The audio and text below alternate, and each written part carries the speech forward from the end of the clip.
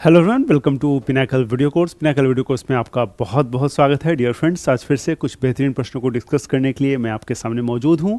मुझे उम्मीद है कि आप बहुत अच्छे से होंगे और आपकी जो पढ़ाई है आपके आने वाले आगामी परीक्षाओं के लिए वो बहुत अच्छे से चल रही होगी। जैसा कि आप जानते हैं हमने बहुत सारे वीडियो लेक्चर्स किए हैं और ऑब्वियस सी बात है, मैं ऐसा उम्मीद करता हूँ कि उन लेक्चर्स से आपको ज़रूर फ़ायदा हुआ होगा और आप उन लेक्चर्स का लगातार रिवीजन भी कर रहे होंगे। जैसा कि आप जानते हैं कि जो भी हमारी बुक्स हैं उसका वीडियो कोर्स हम लेके आते हैं और जो वीडियो कोर्सेज हैं और जो बुक्स हैं वो एक दूसरे के पूरक हैं, मतलब एक दूसरे को कॉम्प्रहेंड करते हैं। एक्सक्लूसिव नहीं है कि अगर आपने बुक देख लिया तो आप समझेंगे कि वीडियो कोर्सेज की जो भी अच्छी जो टिप्स हैं, ट्रिक्स हैं, वो आपको बुक्स में मिल जाएंगी या बुक्स की चीज़ें आपको वीडियो कोर्स में मिल जाएगी। It's not possible. इसलिए मैं हमेशा रिकमेंड करता हूं कि जो भी स्टूडेंट हमारी बुक्स से पढ़ाई कर रहे हैं उनको ज़रूर हमारे वीडियो कोर्स को भी देखना चाहिए। जो भी लेक्चर्स हैं, जो भी बुक्स के MCQs हैं उस पर बेस्ड होते हैं, चीज़ों को डिस्कस करते हैं। और ये वीडियो लेक्चर्स का मेन मकसद क्या है कि चीज़ों को हम क्लास में ही याद कर ले। बहुत सारे ऐसे फैक्चुअल एस्पेक्ट होते हैं जो आपके एग्जाम में लगातार पूछे जाते हैं, उन पहलुओं पे विशेष ध्यान देते हुए कोशिश रहती है कि उन सारे तथ्यों को यहीं पे क्लास में याद कर लिया जाए। आइए आज फिर से कुछ बेहतरीन प्रश्नों को डिस्कस करेंगे। आपके स्क्रीन पे जो बुक है इसके बारे में आप जानते होंगे, मुझे इसके बारे में इंट्रोडक्शन देने की जरूरत नहीं है क्योंकि ये मोस्ट साउट बुक है SSC एस्पिरेंट और वनडे एग्जाम के। बाकी कोई भी बैंकिंग हो या कोई भी सेक्टर हो, दिल्ली पुलिस हो या कोई भी यूपी पुलिस हो, उन सभी एग्जाम के जो GS सेक्शन है उसके लिए one of the best market की बुक है ये। और मैं तो कहूँगा कि बेस्ट बुक है क्योंकि इससे जो क्वेश्चंस निकल के आते हैं, इसके सॉल्यूशंस से जो आने वाले एग्जाम में क्वेश्चंस मिलते हैं आपको और आने वाले क्वेश्चन में एग्जाम में क्वेश्चन मिलेंगे भी। इसको देखते हुए this is the best possible source for general studies. और इसी क्वेश्चंस के ये जो MCQs हैं, इसी क्वेश्चंस के हर एक लेक्चर में कुछ क्वेश्चंस को हम डिस्कस करते हैं, चीज़ों को समझते हैं, सीखते हैं और कोशिश करते हैं कि थोड़ा सा इसमें डीपली चीज़ों को समझ विकसित किया जाए सो दैट एग्जाम में हमें कोई परेशानी हो। तो इस बुक को आप जानते हैं 6500 TCS की बुक है, ये बहुत अच्छी बुक है, इसमें कोई डाउट नहीं है। 5th एडिशन की बुक है और इस बुक को आप जानते हैं कि इंग्लिश मीडियम में और हिंदी मीडियम में दोनों भाषाओं में इस पुस्तक को जो है मार्केट में लेके पिनाकल आपके लिए आता है। जिस भी माध्यम में आप सहूलियत आपको हो, सरलता सहजता महसूस होती हो, उस माध्यम में इस बुक को आप परचेस कर सकते हैं। ऑनलाइन और ऑफलाइन दोनों जगह बहुत ही वाइडली लार्ज स्केल पे ये बुक पैन इंडिया अवेलेबल है। Please subscribe the video course. अच्छे से वीडियो कोर्स को देखिए, पूरे लेक्चर्स को देखिए और बुक को अगर आपके पास नहीं है तो परचेज कर लीजिए और बुक के सारे क्वेश्चंस को सॉल्व करने का प्रयास कीजिए। आइए आज के लेक्चर को स्टार्ट करेंगे। क्वेश्चंस के साथ साथ सॉल्यूशंस भी इस बुक में होती है। हमारा इंपॉर्टेंट जो क्या हमारा मकसद क्या है, हमारा मकसद है कि इस बुक के माध्यम से जो भविष्य में आने वाले प्रश्न है उस टॉपिक से वो आपको हर एक क्वेश्चन की जगह जो है सॉल्यूशंस में उसमें आपको दे दिया जाए। यही बुक की खासियत है जो आपके लिए काफ़ी इम्पॉर्टेंट रोल जो है प्ले करती है। ओके, आज के लेक्चर में हम लोग इकोनॉमिक्स के कुछ एस्पेक्ट्स को देखेंगे। इकोनॉमिक्स के बहुत सारे MCQs हमने ऑलरेडी डिस्कस किए हुए हैं। आपको मुझे उम्मीद है कि आपने उन सारे वीडियो लेक्चर्स को देखे होंगे, नहीं देखे तो प्लीज़ जाइए बाकी लेक्चर्स को देखिए, आपको बहुत फ़ायदा होगा उससे। आज कौन से टॉपिक हम लोग डिस्कस करने वाले हैं, लास्ट क्लास में हमने जो डिस्कस किया था, ठीक है।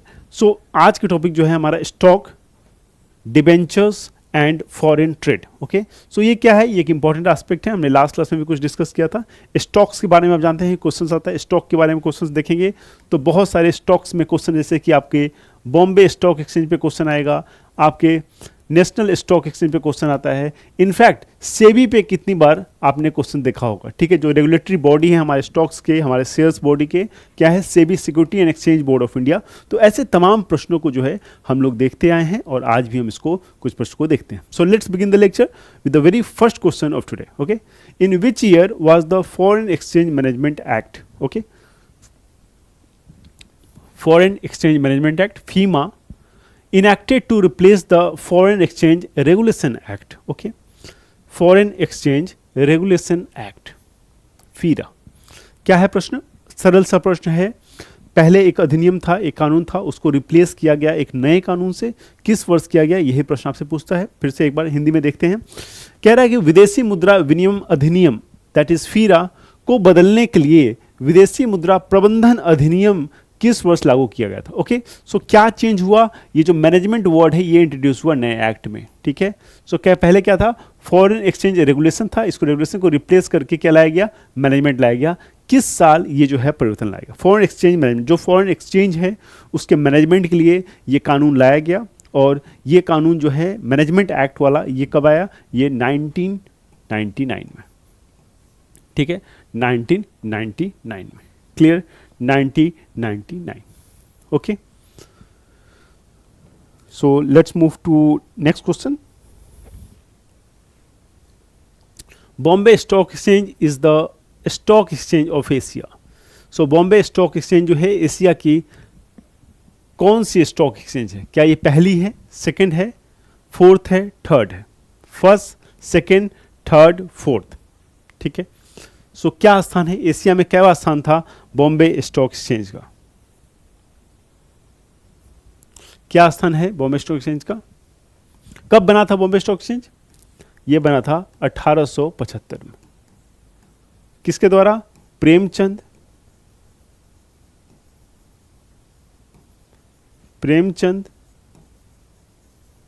रोयचंद, ठीक है, प्रेमचंद रोयचंद, क्लियर। सो क्या है ये, क्या है ये? पहला स्टॉक एक्सचेंज है एशिया का, ठीक है, भारत का तो ही, ये एशिया का भी पहला स्टॉक एक्सचेंज है।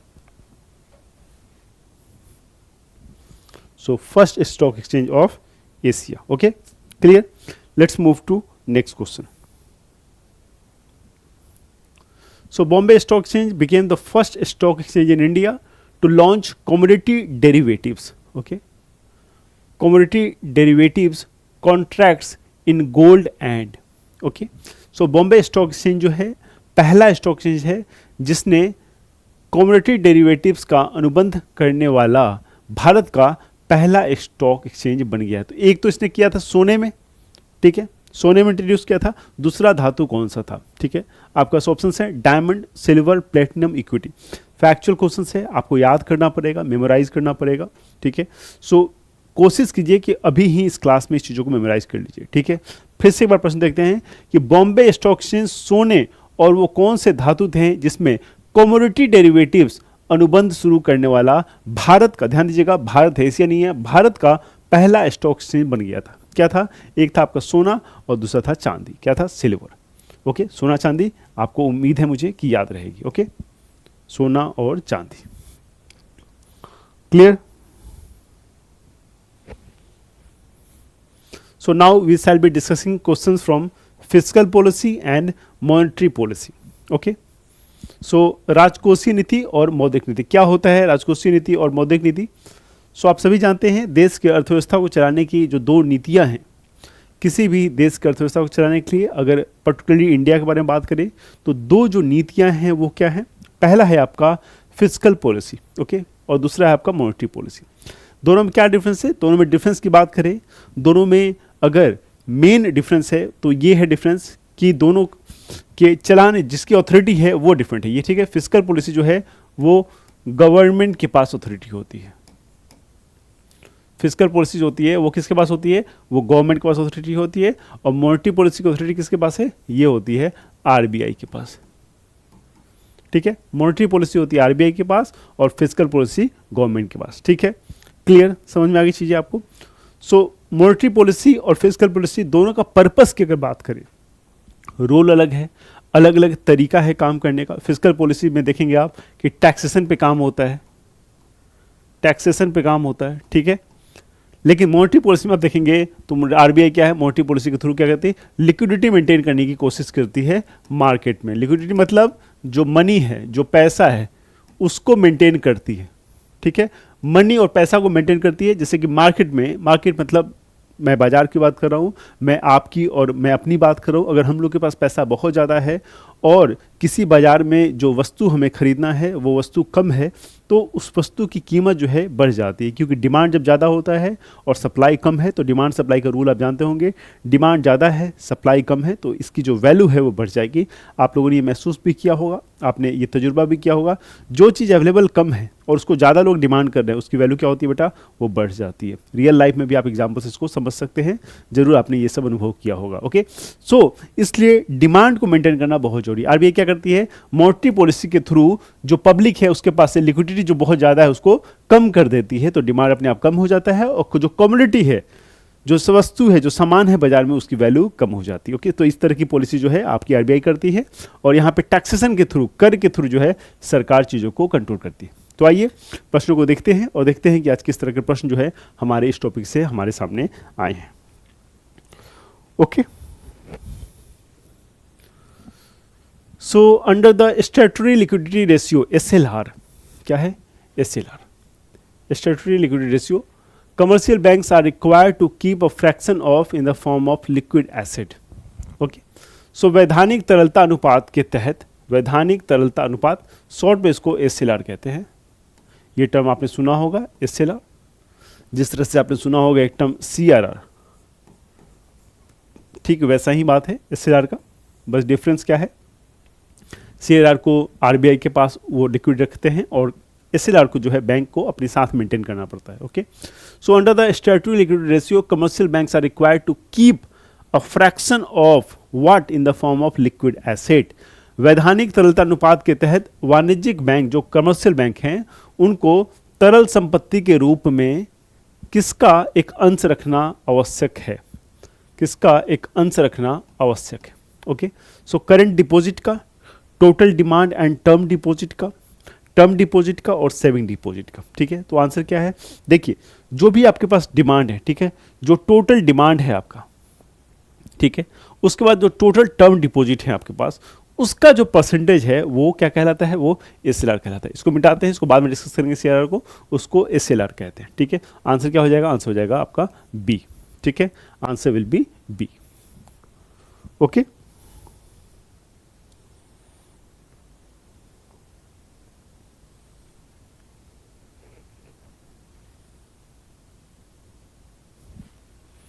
okay, so in a situation of liquidity trap the speculative money demand function becomes, क्या बोल रहा है? तरलता जाल, मतलब लिक्विडिटी ट्रैप की जब स्थिति आती है, लिक्विडिटी ट्रैप की जब स्थिति आती है तो परिकल्पित धन जो स्पेकुलेटिव मनी है, ठीक है, मांग फलन क्या हो जाता है? वो स्थिति मांग फलन जो परिस्थिति की धन है, ठीक है, जो इसको क्या कहते हैं? जो स्पेकुलेटिव मनी है, वो किस अवस्था में चली जाती है? क्या वो एकात्मक लोचदार हो जाती है, असीमित लोचदार हो जाती है, अलोचदार होती है, या जीरो यानी कि शून्य हो जाती है? ठीक है, क्वेश्चन फिर से समझते हैं। इन ए सिचुएशन, ठीक है, जब जानते हैं लिक्विडिटी ट्रैप पे हमने बात की है, जब लिक्विडिटी ट्रैप होता है तो the speculative money demand function becomes, ठीक है, जो डिमांड मनी का जो डिमांड फंक्शन है स्पेकुलेटिव, वो क्या हो जाएगा? वो क्या हो जाएगा? इनफाइनेटली क्या हो जाएगा? इलास्टिक हो जाएगा। असीमित समय के लिए, असीमित समय के लिए क्या होता है? वो लोचदार हो जाता है। ठीक है, क्लियर है? कोई दिक्कत नहीं, कोई परेशानी नहीं। Okay, so which of the following refers to a method adopted by central bank? ठीक है, सो सेंट्रल बैंक का मतलब क्या कह रहा है? Central bank, a method adopted by central bank. Central bank का मतलब होता है यहां पे RBI. RBI, which of the following refers to a method adopted by central bank to persuade or convince the commercial banks to advance credit in economic interest of the country? Commercial banks to advance credit in the economic interest of the country. Economic interest of the country. केंद्रीय bank द्वारा देश के आर्थिक हित में बैंकों को ऋण, ठीक है, बैंकों को ऋण मतलब जो क्रेडिट देने के लिए प्रोत्साहित करने वाली अपनाई जाने वाली एक विधि को क्या कहते हैं? Marginal standing facility, moral suasion, credit rationing और मार्जिन रिक्वायरमेंट, मतलब सीमांत अनिवार्यता, सीमांत अनिवार्यता। ठीक है, so method adopted by central bank. Central bank मतलब भारत के संदर्भ में जब सेंट्रल बैंक की बात करेंगे तो हमेशा ध्यान रखिएगा आरबीआई की बात होती है। भारत का जो सेंट्रल बैंक है वो आरबीआई है। एक कमर्शियल बैंक सेंट्रल बैंक भी है, उसकी बात नहीं होती है। सेंट्रल बैंक मतलब केंद्रीय बैंक जो भारत का है, जो भारत की मौद्रिक नीति को देखती है, वो हमारा रिजर्व बैंक ऑफ इंडिया है। ओके, सो परसुएड और कन्विंस द कमर्शियल बैंक। सो ऐसी परिस्थिति जहां पे किसी कमर्शियल बैंक को क्या कहता है? परसुएड करते हैं, मतलब समझाते हैं, कोशिश करते हैं कि मान जाइए, प्लीज ऐसा कीजिए। ठीक है, to advance credit in the economic interest of the country. क्या कहते हैं? जब भी कमर्शियल बैंक से आरबीआई को कोई चीज़ मनवानी होती है, उसको समझाना होता है। मैंने आपको पहले समझाया था कि मॉनेटरी जो पॉलिसी है उसमें दो तरह की जो रोल है आरबीआई प्ले करती है। पहला क्या है? पहला है क्वांटिटेटिव।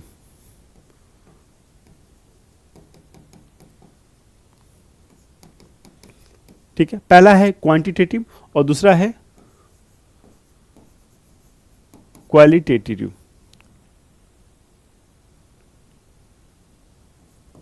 क्वालिटेटिव, ठीक है।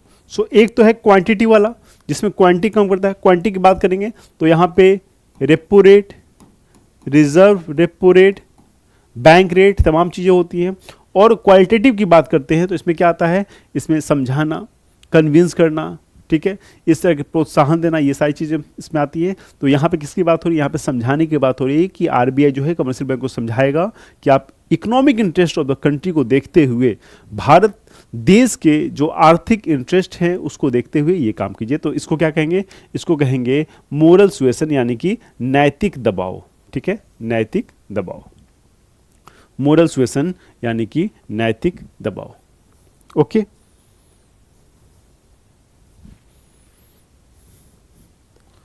सो which among the following statement is incorrect. निम्नलिखित में से कौन सा कथन जो है गलत है। विच of the following statement is incorrect, statement is incorrect. Which among the following statement is incorrect. Incorrect, निम्नलिखित में से कौन सा स्टेटमेंट करेक्ट है। An increase in the bank rate will decrease the money supply.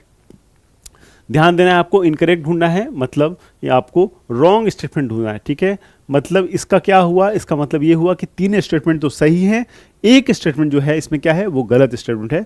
आइए एक एक करके देखते हैं। पहला क्या है, an increase in the bank rate will decrease the money supply. ठीक है, ये क्या कह रहा है कि अगर बैंक रेट इंक्रीज होगा, ठीक है, तो मनी सप्लाई जो है वो क्या होगा, डिक्रीज होगा। Okay, lower the cash reserve ratio lower will be the liquidity in the system. ठीक है, कह रहा है कि अगर कैश रिजर्व रेशियो लोअर होगा, ठीक है, कम होगा, सो lower will be the liquidity in the system. ठीक है, समझ रहे आप। कैश रिजर्व रेशियो क्या है, मतलब अपने डिमांड और टाइम डिपॉजिट का पैसा जो है आरबीआई के पास कमर्शियल बैंक को रखना पड़ता है। तो अगर ये कैश रिजर्व रेशियो कम होगा तो आरबीआई के पास पैसा कम जाएगा, तो वो कमर्शियल बैंक के पास ज़्यादा होगा। ओके, तो ये क्वेश्चन तो है ऐसे हो रहा है, अपीयर हो रहा है कि ये रॉन्ग है, क्योंकि ये lower will be the liquidity जो लिख रहा है ये नहीं होगा। ये क्या होना चाहिए, ये होना चाहिए higher will be the liquidity.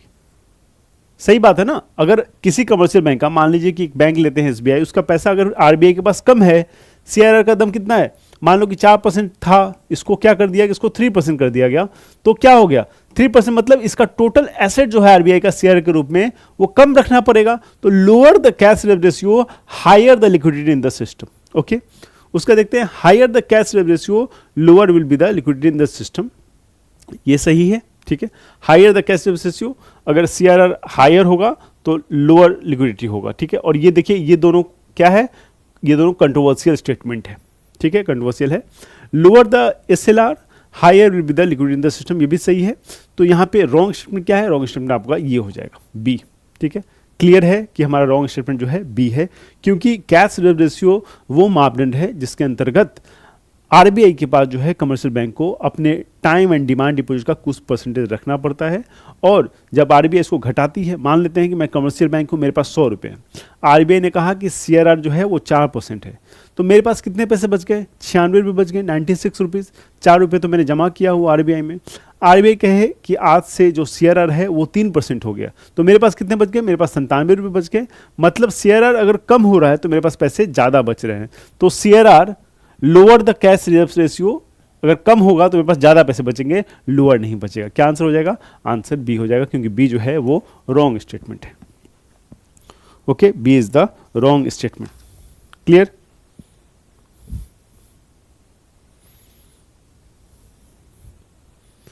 So who chairs the monetary policy committee in India. ठीक है, मॉनेटरी पॉलिसी कमेटी आप जानते हैं, जो भी मॉनेटरी पॉलिसीज होती है वो सारे डिसीजन जो है एमपीसी ही लेता है, मॉनेटरी पॉलिसी कमेटी। ठीक है, जितने भी डिसीजंस होते हैं जो रेट के, रेपो रेट के, रिजर्व रेपो रेट के, ये सब कम ज़्यादा क्या करना है, किस नंबर पे रखना है, ये सारे डिसीजन जो हैं मॉनेटरी पॉलिसी कमेटी के मीटिंग में लिया जाता है।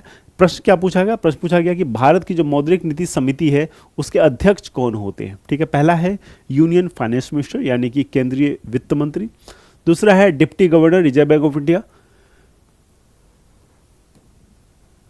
तीसरा है सीएजी। सो मॉनेटरी पॉलिसी में आप सोचिए, जो मौद्रिक नीति है, मैंने कहा है कि मौद्रिक नीति आरबीआई डील करता है, ठीक है, क्योंकि फिस्कल जो है वो गवर्नमेंट डील करता है।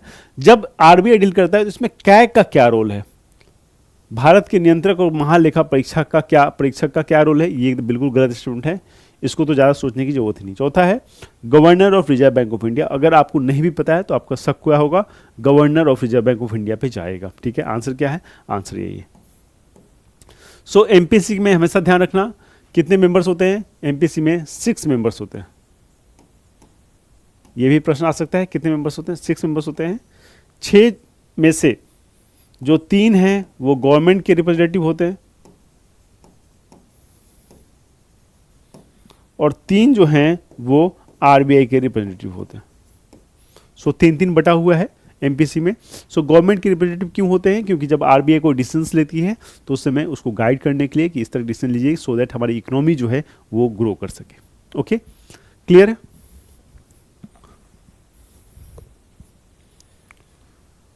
Okay, so treasury bill are issued by the, बहुत आसान प्रश्न है। ट्रेजरी बिल हम सब जानते हैं, ट्रेजरी बिल जो है, जो राजकोष बिल भी कहा जाता है, किसके द्वारा जारी किया जाता है, गवर्नमेंट ऑफ इंडिया के द्वारा। बहुत आसान प्रश्न है, गवर्नमेंट ऑफ इंडिया के द्वारा। ओके, आगे चलते हैं। विच of the following statement is correct regarding the bank reserve. Bank reserve के संबंध में, बैंक रिजर्व के संबंध में निम्नलिखित में से कौन सा कथन सही है। बैंक रिजर्व के संदर्भ में निम्नलिखित में से कौन सा कथन सही है। These reserves are kept partly as cash and partly in the form of financial instrument. Okay, पहला है, 2 स्टेटमेंट है यहाँ पे, फर्स्ट एंड सेकेंड। पहला है these reserves are kept partly as cash and partly in the form of financial instrument. Okay, मतलब इन भंडारों को आंशिक रूप से नकदी के रूप में, आंशिक रूप से नकदी के रूप में और कुछ भागों को वित्तीय साधनों के रूप में रखा जाता है। पहला। दूसरा statement, cash reserve ratio are deposits which commercial banks keeps with the reserve bank of India. मैंने आपको कहा था कि 2 डिपॉजिट आपको हमने बात किए थे, कैश रिजर्व रेशियो, ठीक है, और दूसरा एसेरा, स्टैट्यूटरी लिक्विडिटी रेशियो। इसको जो है, ये जो रेशियो है ये कुछ भी हो सकता है। मान लेते हैं 4% है, ये 5% है, ठीक है। तो इसको जो है आपको किसके पास रखना है, जो भी आपका धन है, जो भी आपका वर्थ है, उसका 4% आपको किस रखना है, विथ आरबीआई। ये हमेशा आरबीआई के साथ रखा जाता है, आरबीआई के पास रखा जाता है, और इसको विथ योर सेल्फ या with them self. With them self मतलब इसको बैंक को अपने पास खजाने में रखना है, इसको खर्च नहीं करना है, ठीक है। क्या आंसर हो जाएगा, ये तो बिल्कुल सही है, ये भी बिल्कुल सही है, ठीक है। Both 1 and 2 will be the right answer, both 1 and 2 will be the right answer. So which among following is correct about reserve ratio. So reserve repo rate, ratio नहीं, रिवर्स रेपो रेट जो है। सो reverse repo rate देखेंगे, पहले repo rate समझते हैं, ठीक है। Repo rate क्या होता है, पहले रेपो रेट समझते हैं। सो रेपो रेट क्या होता है, what is repo rate. So repo rate bank का, जब फैमिलियर टर्म की बात करेंगे तो one of the most familiar term है रेपो रेट, आप इसके बारे में जानकारी रखते भी होंगे। देखिए रेपो रेट एक क्या है, एक तरह का इंटरेस्ट रेट है, ठीक है। क्या है ये, इंटरेस्ट रेट है। ये कब लगाया जाता है, इसका इस्तेमाल कब होता है, जब भी कोई कमर्शियल बैंक, वाणिज्यिक bank reserve bank of India से कहती है कि हमें कुछ पैसे की ज़रूरत है, तो रिजर्व बैंक उसको पैसा देती है, ठीक है। लेकिन उसको इंटरेस्ट चार्ज करती है कि आपको इतना इंटरेस्ट देना पड़ेगा, और जो इंटरेस्ट चार्ज करती है उसको हम लोग कहते हैं repo rate. Clear. So RBI ने पैसा किसको दिया, कमर्शियल बैंक को दिया। कमर्शियल बैंक अगर कहेगी कि मेरे पास भाई इतने लाख करोड़ है आरबीआई कि आप अपने पास रख लीजिए, मुझे कुछ इंटरेस्ट दे दीजिएगा, मेरे पास पैसे बहुत ज़्यादा हैं, अपने पास रख लीजिए आप मेरे पैसे को, तो आरबीआई कहती है ठीक है, मैं वो पैसे रख लूंगा और आपको कुछ इंटरेस्ट दूंगा, लेकिन आपको जो इंटरेस्ट मिलेगा वो क्या है, वो होगा रिवर्स रेपो रेट, और रिवर्स रेपो रेट हमेशा लेस होता है compare to repo rate. Okay, so इसके संदर्भ में आपको करेक्ट स्टेटमेंट बताना है। पहला है reverse repo rate is a state in which value of money is falling and price are rising over a period of time. Wrong statement, ठीक है, बिल्कुल रॉन्ग स्टेटमेंट है ये। When bank deposit its excess money in RBI, अभी हमने की बात की ना, जब बैंक मतलब क्या, कमर्शियल बैंक जब अपने एक्सेस डिपॉजिट को आरबीआई के पास जमा करती है तो RBI provide some interest to the bank, this interest is known as reverse repo rate. हमने अभी तुरंत बात की आपको, स्टेटमेंट पढ़ने के पहले मैंने आपको यही समझाया, बिना किसी को चीज़ को देखे हुए हम लोग बी को जो है सही आंसर मान सकते हैं। ठीक है, सही आंसर मान सकते हैं। Okay, which of the following combination of tenors of treasury bill issued by government of India is correct. Okay, क्या कह रहा है कि भारत सरकार द्वारा जारी ट्रेजरी बिलों की जो अवधियां होती हैं, ट्रेजरी बिल आप समझते हैं, भारत सरकार जारी करती है ट्रेजरी बिल को। सो ये जो अवधि होती है ये कौन सी अवधि होती है, क्या संयोजन है, क्या कॉम्बिनेशन है। ठीक है, सो ट्रेजरी बिल का जो कॉम्बिनेशन होता है वो क्या होता है। ठीक है, अलग अलग ट्रेजरी बिल 3 तरह के होते हैं, तीनों आपको यहाँ ऑप्शन दिए गए हैं, 82 डेज, 182 और 344 45, 91 डेज, 152 डेज और 356, 91 डेज, 182 और 364 और 61, 145 and 360 days. So what could be the right answer? Please have a look, think deeply and just let us know what could be the right answer.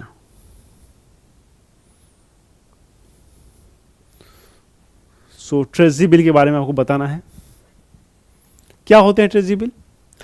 Basically एक क्या है, एक तरह का फाइनेंशियल इंस्ट्रूमेंट है। ठीक है, क्या है? फाइनेंशियल इंस्ट्रूमेंट है, फाइनेंशियल इंस्ट्रूमेंट। ठीक है, बेसिकली शॉर्ट टर्म के लिए होता है, जब भी गवर्नमेंट की पैसे की जरूरत होती है तो गवर्नमेंट जो है ट्रेजरी बिल जारी करता है अपने शॉर्ट टर्म फंड क्रंच को मीट करने के लिए। ठीक है, तो 3 तरह के होते हैं। पहला होता है 91 डेज, दूसरा होता है 182 डेज और फिर होता है 364। क्या होता है? 364। क्लियर, समझ आ गई चीजें?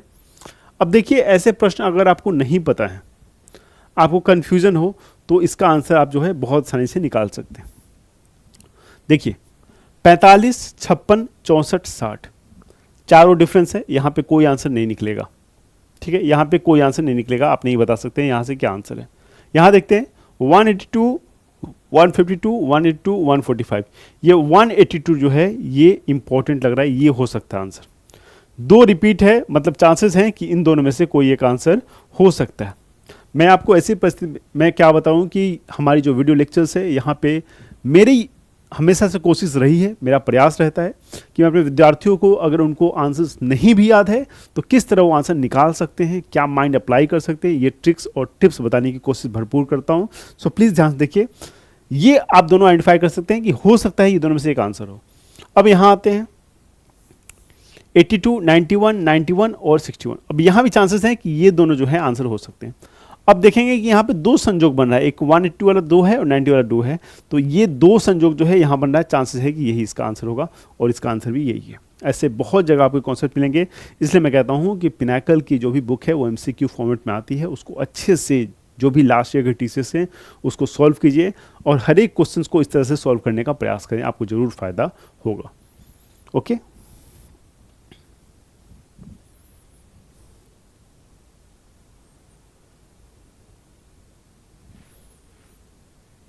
so the monetary policy instrument called bank rate is aligned to,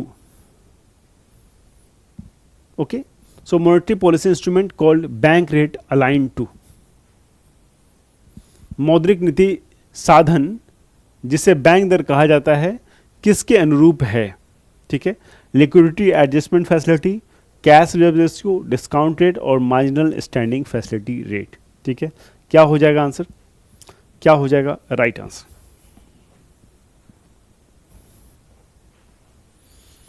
so bank rate कब दिया जाता है पैसा? बैंक रेट पे किसको पैसा मिलता है? इसके थ्रू मिलता है कमर्शियल बैंक्स को, कमर्शियल बैंक्स को किसके द्वारा मिलता है? ये मिलता है आरबीआई के द्वारा। ठीक है, जब एक्यूट लिक्विडिटी क्रंच हो जाए, समझ रहे हो बात को, मतलब लिक्विडिटी की एकदम प्रॉब्लम हो जाए और ओवरनाइट पैसा चाहिए, ओवरनाइट मतलब तुरंत पैसा चाहिए, ओवरनाइट, मतलब रात को ही पैसा चाहिए आपको, कि बस पैसा तो चाहिए ही चाहिए मुझे बैंकिंग सिस्टम चलाने के लिए, तो आपको बैंक रेट के आधार पे पैसा मिलता है, और ये है मार्जिनल स्टैंडिंग फैसिलिटी के अनुरूप, ठीक है, सीमांत अस्थायी सुविधा दर। Okay, so which of the following statement is correct regarding the government securities in the economy. Okay, so अर्थव्यवस्था में सरकारी प्रतिभूतियों गवर्नमेंट सिक्योरिटीज के संबंध में निम्नलिखित में से कौन सा कथन सही है, निम्नलिखित में से कौन सा कथन सही है, ठीक है। सो पहला है और दूसरा, दो ऑप्शन आपके सामने हैं, पहला और दूसरा। क्या हो जाएगा आंसर? पहला है it is a tradable instrument issued by central government और द स्टेट, ठीक है। सो किसके बारे में बात हो रही है? बात हो रही है गवर्नमेंट सिक्योरिटीज के बारे में, गवर्नमेंट सिक्योरिटीज, सरकारी प्रतिभूतियां,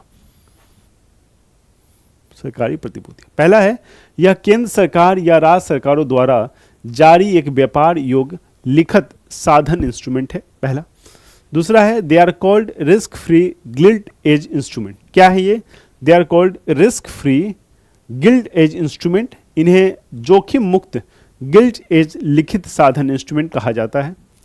उसके बाद क्या है? Neither one nor two, only one और ओनली टू और both one and two. So आपको क्या है? सही इंस्ट्रूमेंट बताना है। सही जो इसका आंसर है एग्जैक्टली किस इंस्ट्रूमेंट के बारे में? गवर्नमेंट सिक्योरिटीज जो हैं, जो सरकारी प्रतिभूतियां होते हैं, उनके बारे में सही स्टेटमेंट जो है वो क्या है?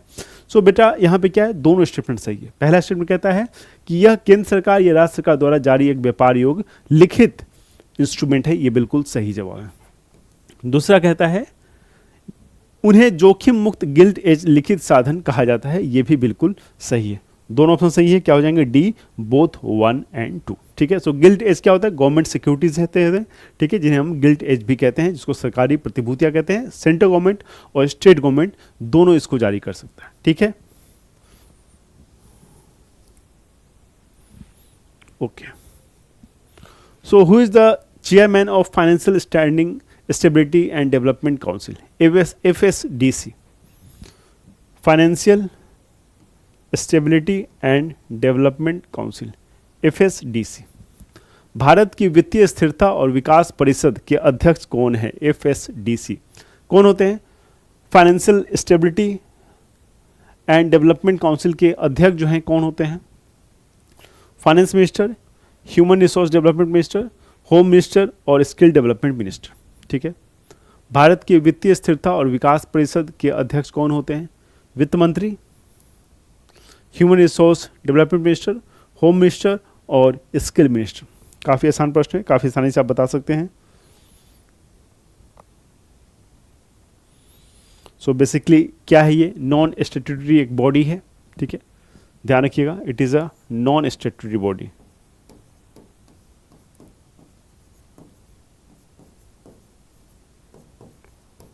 एक एपेक्स बॉडी है मिनिस्ट्री ऑफ फाइनेंस के अंदर, और इसके हेड कौन करता है? फाइनेंस मिनिस्टर, ठीक है। कौन करता है?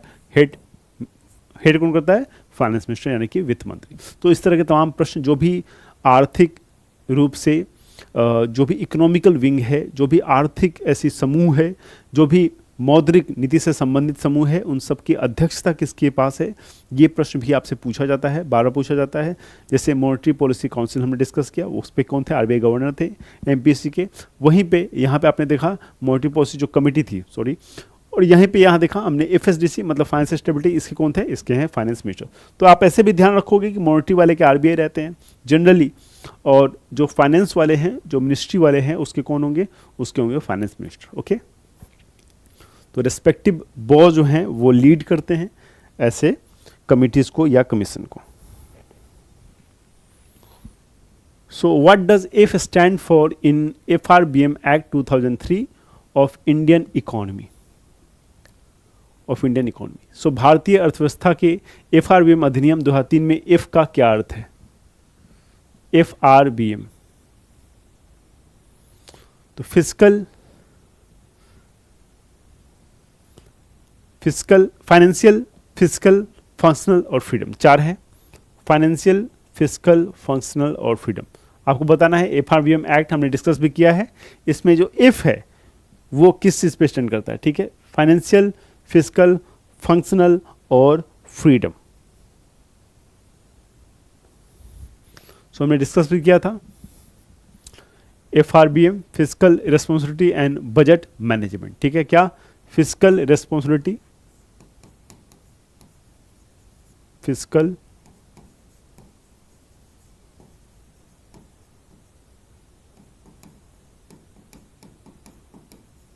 And budget management.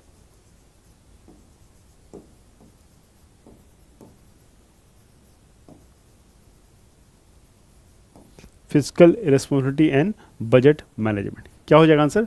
Answer easily निकल गया आपका राजकोषीय यानी कि फिजिकल। ठीक है, राजकोषीय यानी कि फिजिकल। क्लियर?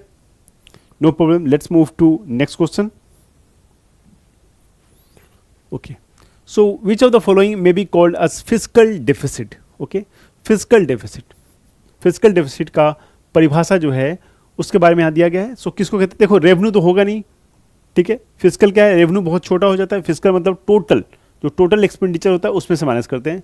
कैपिटल ये भी नहीं होगा, रेवेन्यू एक्सपेंडिचर ये भी नहीं होगा, टोटल एक्सपेंडिचर ये इसका राइट आंसर होगा। सो टोटल एक्सपेंडिचर में से minus total received other than borrowings. ठीक है, सो बोरोइंग्स जो हैं ये बेसिकली हमें बताते हैं कि हमारा जो फिजिकल डेफिसिट है वो कितना है। हमने जितना बोरोइंग किया उतना हमारा फिजिकल डेफिसिट होता है। ठीक है, क्लियर? क्या हो जाएगा? टोटल में से जो है पूरा वित्तीय जो घाटा है वो निकालते हैं अपन लोग। ठीक है, clear? So when the government resort to borrowing only to clear the backlog of interest payment, it refers to as, so जब सरकार ब्याज भुगतान के बैकलॉग को समाप्त करने के लिए केवल उधार लेने का सहारा लेती है तो उसे क्या कहा जाता है? आप समझ रहे हो, आपने पहले कोई पैसा लिया है। ठीक है, आपने क्या लिया है? लोन लिया है या कुछ भी बोरो किया है, उसका इंटरेस्ट आपको चुकाना है। तो ऐसे स्थिति को क्या कहते हैं? Zero revenue deficit, zero primary deficit, zero physical deficit और excess budget deficit.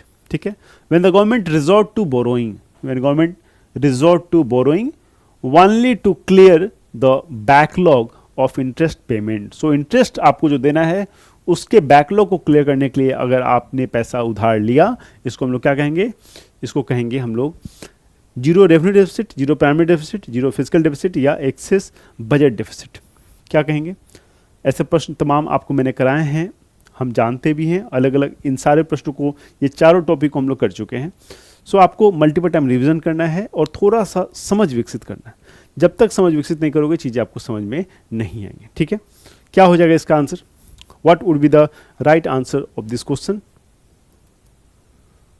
Okay, so ऐसी परिस्थिति को क्या कहते हैं? ऐसे परिस्थिति को कहते हैं शून्य प्राथमिक घाटा, शून्य, zero primary deficit.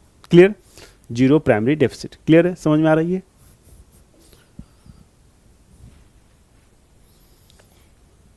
So SLR is an important tool used by RBI to control money supply in the economy। सही बात है ये बिल्कुल। SLR क्या है? एक टूल है जिसको कौन यूज करता है? RBI यूज करती है। क्या चीज के लिए? कंट्रोल करने के लिए मनी सप्लाई को इन द इकोनॉमी में। The full form of SLR, और SLR का फुल फॉर्म जो है वो आपसे पूछा जा रहा है। क्या है? बहुत आसान क्वेश्चन है, हमने पहले डिस्कस भी किया है। मैंने आपको जब CRR SLR के क्वेश्चन को बताया है तो उसमें समझाया था कि बेसिकली इसका फुल फॉर्म सब कुछ मैंने आपको वहाँ बताया था। क्या हो जाएगा आंसर? पहला है स्टैट्यूटरी लिक्विडिटी रिजर्व, दूसरा है स्टिपुलेटेड लिक्विडिटी रिजर्व, फिर स्टैट्यूटरी लिक्विडिटी रेशियो और स्टिपुलेटेड लिक्विडिटी रेशियो। ठीक है, सो वैधानिक तरलता अनुपात। क्या हो जाएगा? Statutory liquidity ratio. C will be the right answer. इसके बारे में मैंने आपको बताया था कि ये वो पैसा है जो कमर्शियल बैंक को, ये वो पैसा है जो कमर्शियल बैंक्स को किसके पास रखना पड़ता है? ये पैसा जो है SLR, ये उसको अपने पास रखना है विथ देम सेल्फ। हमेशा ध्यान रखना, यहाँ पे भी क्वेश्चन आके आपको फंसा सकता है। CRR को जो है किसके पास रखना पड़ता है? कैश रिजर्व को with RBI। So reserve bank of India के साथ आपको CRR का जो परसेंटेज है अपने डिमांड और टाइम डिपॉजिट का वो आरबीआई के साथ रखना है, और डिमांड और टाइम डिपॉजिट का जो पैसा है एसएलआर के अंतर्गत वो क्या है, उसको आपको अपने पास रखना है। और कभी भी लिक्विडिटी की प्रॉब्लम होगी, अर्थव्यवस्था में स्थिरता आएगी, कमी आएगी, तो उस समय जो है इस पैसे का आप इस्तेमाल कर सकते हैं। ठीक है, क्लियर?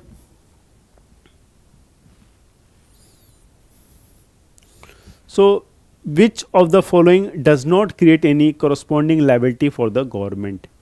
So निम्नलिखित में से कौन सी प्राप्तियां सरकार के लिए कोई अनुरूपी देयता सृजित नहीं करती है, लायबिलिटी क्रिएट नहीं करती है सरकार के लिए।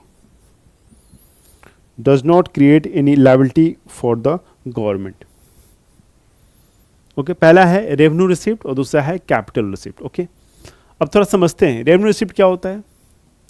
जैसे कि आपने पैसा टैक्सेशन में गवर्नमेंट को दिया, ठीक है, टैक्स दिया, जीएसटी से जो पैसा आया, सो ये मुझे बताइए, ये जो पैसा सरकार के पास आता है, क्या इसको सरकार को लौटाना होता है क्या किसी को, कि मुझे लौटाना है? बिल्कुल नहीं लौटाना होता, ये सरकार के पास चला जाता है, इसको किसी के ऊपर ये कोई लायबिलिटी नहीं है। तो ये तो आंसर होगा। क्वेश्चन क्या पूछ रहा है कि निम्नलिखित में से कौन सी प्राप्तियां सरकार के लिए कोई अनुरूपी देयता सृजित नहीं करती है। देयता मतलब आपके ऊपर लायबिलिटी नहीं डालती है। तो ये तो है कैपिटल रिसिप्ट। कैपिटल रिसिप्ट में वो पैसे भी आते हैं जो लोन्स होते हैं, लोन्स बाहर से, वर्ल्ड बैंक से, आईएमएफ से या किसी और कंट्री से कोई लोन मिला, उसको कैपिटल रिसिप्ट डालते हैं। और जब भी हमें लोन मिलता है तो लोन क्या है? लोन है लायबिलिटी, लोन को आपको चुकाना पड़ता है। क्या आंसर हो जाएगा? आंसर हो जाएगा only one, option C will be the correct answer.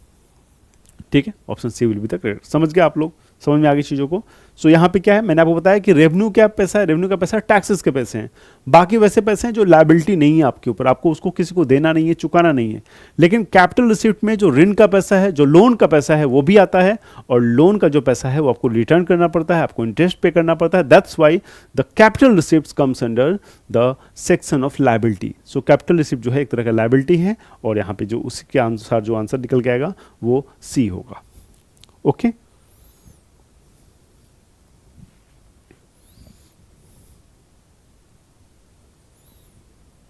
so the difference between revenue receipt plus non-debt capital receipt and total expenditure is called, okay, so राजस्व प्राप्तियों और गैर ऋण पूंजीगत प्राप्तियों और कुल व्यय के बीच के जो अंतर है उसको क्या कहा जाता है?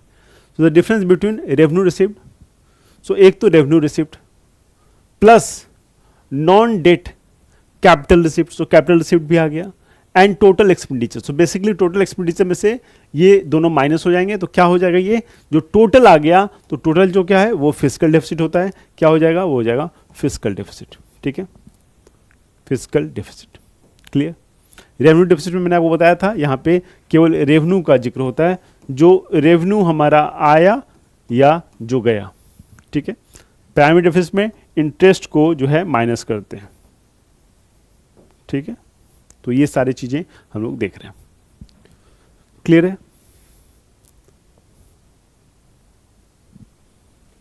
Okay, so which of the following statement is not true? आपको यहां पे रॉन्ग स्टेटमेंट आइडेंटिफाई करना है। नॉट ट्रू मतलब रॉन्ग कौन सा है इसमें? नॉट ट्रू मतलब which of them is wrong? Physical policy deals with the supply of money in the economy and the rate of interest. ठीक है, सो राजकोषीय नीति का संबंध किससे है? राजकोषीय नीति अर्थव्यवस्था में पैसे की आपूर्ति और ब्याज दर से संबंधित है। ठीक है, राजकोषीय नीति जो है क्या है? पैसे की आपूर्ति, मतलब physical policy deals with supply of money in the economy and the rate of interest. ठीक है, अगर आपको याद हो आज के लेक्चर में, तो आज के लेक्चर में ही हमने इसको डिस्कस किया है। ठीक है, आज के लेक्चर में ही हमने इसको डिस्कस किया है।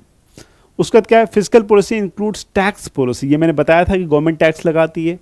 एक्सपेंडिचर पॉलिसी एंड इन्वेस्टमेंट, ये क्या काम है? ये काम है सरकार का। उसका क्या है? उसका यहाँ पे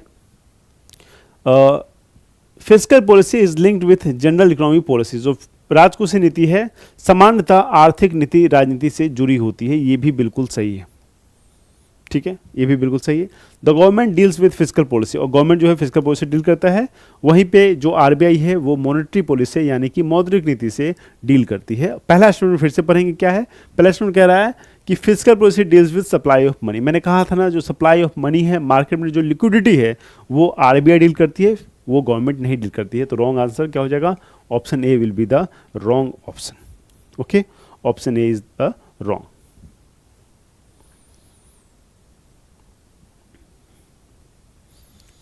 So which of the following is not an instrument of monetary policy of the Reserve Bank of India? क्या कह रहा है, which of the following is not an instrument of the monetary policy? So monetary policy के instrument नहीं होते। monetary policy के instrument दो तरह के होते हैं, एक क्वालिटेटिव और दूसरा क्वांटिटेटिव।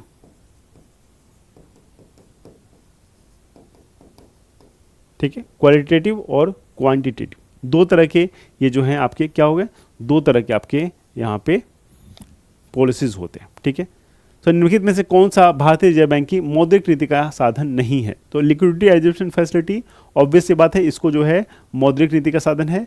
आरबीआई जो है क्या करता है, आरबीआई यहाँ से इसका इस्तेमाल करके जो तरलता है उसको कम ज़्यादा करता है। रेपो रेट भी आरबीआई करता है, कैश रिजर्व रेशियो भी आरबीआई करता है। गुड्स एंड सर्विसेज टैक्स, ये टैक्स आ गया ना, जहाँ पे टैक्स आ गया ये क्या हो गया, ये फिस्कल हो गया। ये क्या हो गया, ये फिस्कल हो गया, यानी कि ये गवर्नमेंट करेगी। क्या करेगी, गवर्नमेंट करेगी। यहाँ पूछ रहा है कि not an instrument of monetary policy, answer क्या हो जाएगा, गुड्स एंड सर्विसेज टैक्स। ठीक है, goods and services tax will be the right answer. Okay, so let's move to next question. So which of the following is used as a primary means of implementing the monetary policy of Reserve Bank of India? ठीक है, क्या कह रहा है, ध्यान से पढ़ेंगे। क्या कह रहा है क्वेश्चन, क्वेश्चन कह रहा है कि निम्न में से किसका उपयोग भारतीय रिजर्व बैंक की मौद्रिक नीति को लागू करने के प्राथमिक साधन के रूप में किया जाता है। मतलब ये सबसे मेन इंस्ट्रूमेंट है, सबसे महत्वपूर्ण और सबसे मेन जो इंस्ट्रूमेंट है, जो साधन है, इसका जो आरबीआई है वो यूज़ करती है और तरलता को कंट्रोल करती है। सो आपके पास है repo rate, call money, Mumbai interbank offer rate और प्रोमिसरी नोट। ओके, सो चारों इंस्ट्रूमेंट है। चारों इंस्ट्रूमेंट में बेसिकली आपको बताना है कि सबसे ज़्यादा आरबीआई किस इंस्ट्रूमेंट का यूज़ करती है। ठीक है, तो इस इंस्ट्रूमेंट को क्या कहते हैं, री परचेज एग्रीमेंट, रीपर्चेज एग्रीमेंट भी कहते हैं इसको। ठीक है, चार ऑप्शंस हैं, क्या होना चाहिए राइट आंसर, क्या होना चाहिए राइट आंसर। सो बेसिकली मैंने आपको बताया था ये सारे भी इंस्ट्रूमेंट है, लेकिन ये सारे थोड़े से कॉम्प्लेक्स इंस्ट्रूमेंट है। Repo rate is the right answer. So repo rate का इस्तेमाल करके आप जानते हैं क्या करती है, आरबीआई इसका इस्तेमाल करती है, और आरबीआई पैसे देती है किसको, कमर्शियल बैंक को। किसको, कमर्शियल बैंक को इसका इस्तेमाल करें। ठीक है, आंसर क्या हो जाएगा, आंसर हो जाएगा ए रेपो रेट। ठीक है, answer will B A repo rate. Okay,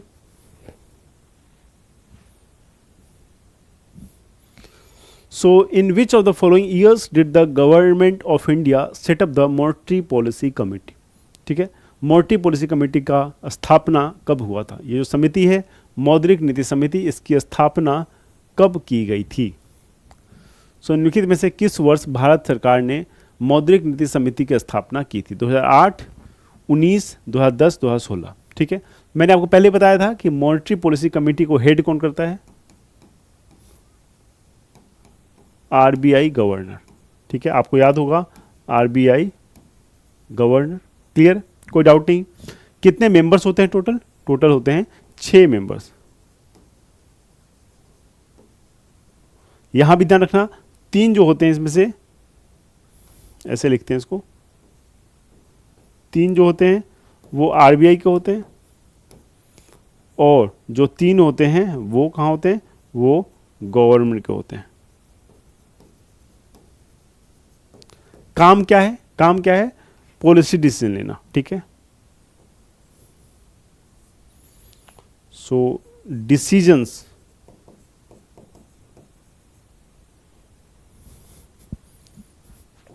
on liquidity adjustment.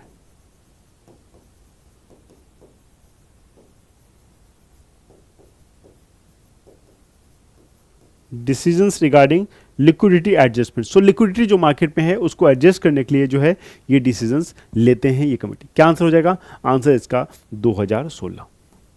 ठीक है, 2016।